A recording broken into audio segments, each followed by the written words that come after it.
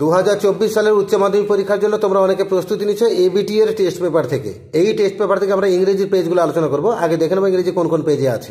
এখানে ইংরেজির পেজগুলো বলা আছে। আজকে আমরা একদম শেষ পেজটা আলোচনা করবো, পেজ নাম্বার 348। এর আগের সমস্ত পেজের ভিডিও আমার চ্যানেলে আছে, ভিজিট করো, প্লেলিস্টকে ক্লিক করো, ক্লাস 12 এর ভিডিও বার করো, সব ভিডিও পেয়ে যাবে। আজকে 348 থেকে আমরা এমসিকিউ, এসএকিউ এবং গ্রামারটা আলোচনা করে নেব। আমরা এমসিকিউর দাগে যাবো। একের দাগে October is the month when. October হচ্ছে সেই মাস যখন টুরিস্টরা চলে যায়, মানে রাস্তাঘাটগুলো শুনশান হয়ে যায়, ডেজার্টেড হয়ে যায়। তাহলে hill stations we are a deserted look, option number B. আর দুই থাকে every human being is a part of. প্রতিটা মানব জাতি কার অংশ? উত্তর হচ্ছে ডিভিনিটি, অপশন নাম্বার সি, তার অংশ। তিনে থাকে মিসেস জোন্স ওয়াজ। মিসেস জোন্স কেমন মহিলা? উত্তর হচ্ছে ফুল অফ মোরাল স্ক্রাপল, মানে নৈতিকতায় ভরা একজন মহিলা। না হলে একটা অচেনা বাচ্চা ছেলেকে রাত 11টায় বাড়ি নিয়ে গিয়ে মায়ের মতো তাকে যত্ন করা, এটা কিন্তু মোরালিটি না থাকলে কিন্তু কোনো মহিলা করে না। আপনার অপশন বা ডিতে যাবো। আর চারে থেকে when the czar approached the hermit was. যখন রাজা পৌঁছালো হারমিট কি করছিল? ডিগিং, মাটি করছিল, অপশন নাম্বার ডি।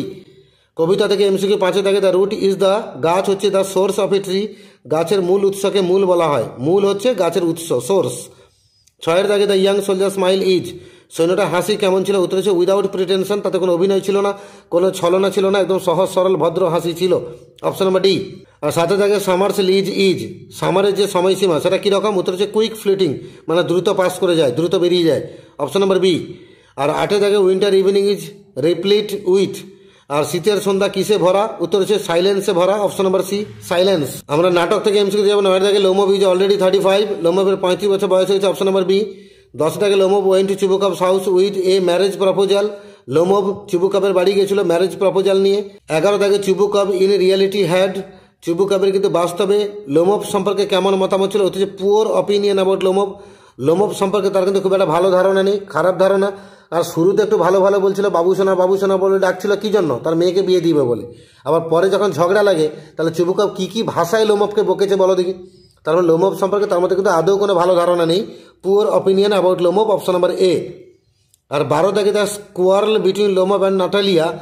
আর লোমব আর নাটালিয়ার মধ্যে ঝগড়াটা, সেটা কিন্তু অবশেষে শেষ পর্যন্তও কিন্তু চলেছে।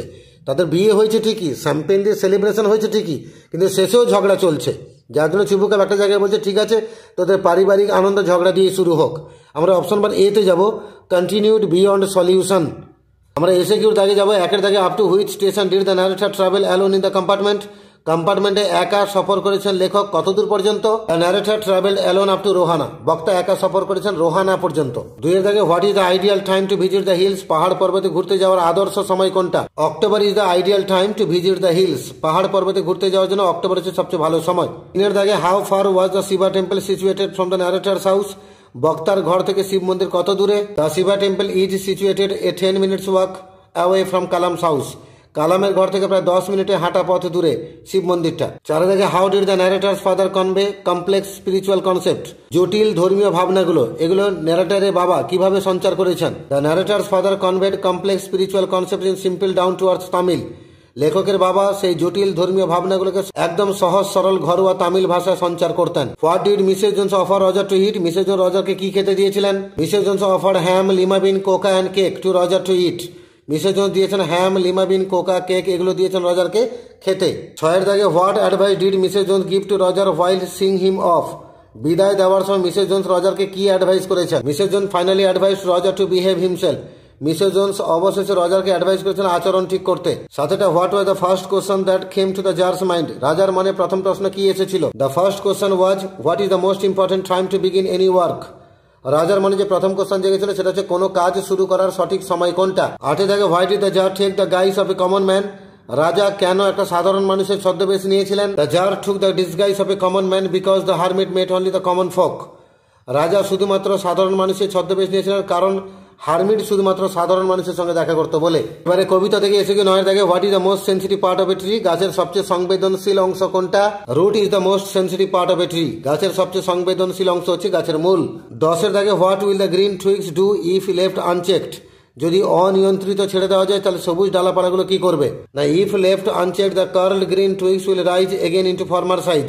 যদি অনিয়ন্ত্রিত ছেড়ে দেওয়া যায় তাহলে সে কোঁকড়ানো সবুজ ডালাপালাগুলো সেগুলো আবার গজাবে এবং আবার আগের আকার ধারণ করবে। 11 থেকে where the slow stream flow. ওই ছোট ধীর গতিতে নদীটা কোথায় প্রবাহিত হয়? The slow stream flows in the valley. সেই ছোট্ট ধীর গতিতে নদীটা প্রবাহিত হয় উপত্যকার মধ্যে। 12 দাগে what request does the poet make to nature, কবি প্রকৃতিকে কি অনুরোধ করেছেন? The poet request nature to keep the soldier warm, কবি প্রকৃতিকে অনুরোধ করেছেন সৈন্যটাকে গরম রাখতে। 13 দাগে who is more lovely than a summer day, কে গরমের দিনে থেকে বেশি সুন্দর? এটা উত্তর খাতায় লিখিনি, এটা উত্তর হচ্ছে দ্য কবির বন্ধু হচ্ছে বেশি সুন্দর। তাহলে আমরা লিখবো হুর জায়গায় লিখবো দ্য পোয়েটস ফ্রেন্ড, লিখবো the poet's friend is more lovely than a summer day, এটা 13 দাগে উত্তর হলো। আর 14 দাগে what does the expression eternal summer signify, eternal summer বলতে কি সিগনিফাই করা হয়েছে? Eternal summer refers to the endless beauty of the poet's young friend, eternal summer বলতে কবির যে যুবক বন্ধু তার সীমাহীন সৌন্দর্যের কথা বলা হয়েছে। আর 15 দাগে what does the গ্রাসহপার do when tired out with fun, যখন মজা করতে করতে ক্লান্ত হয়ে যায় গ্রাসহপার কি করে? When tired out with fun the grasshopper takes rest beneath some pleasant weed, যখন মজা করতে করতে ক্লান্ত হয়ে যায় গ্রাসহপার বিশ্রাম নেয় কিছু মনোরম আগাছার তলায়। আর 16 দাগে where from did the cricket Cry out in winter, শীতকালে ঝিঝি পোকা গান করে কোথা থেকে?